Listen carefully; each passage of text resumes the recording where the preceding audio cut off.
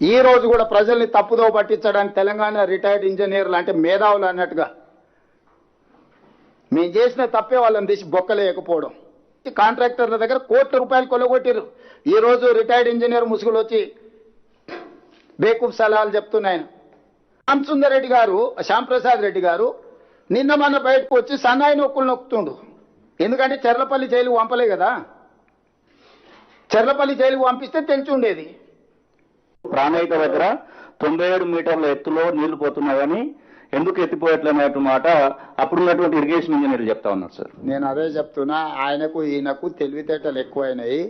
వీళ్ళిద్దరికి belt treatment ఇస్తే గానీ దారిలో పడరు. వాళ్ళిద్దరికి బెల్ట్ ట్రీట్మెంట్ అవసరం ఉన్నది, అబద్ధాలు చెప్తున్నారు కాబట్టి.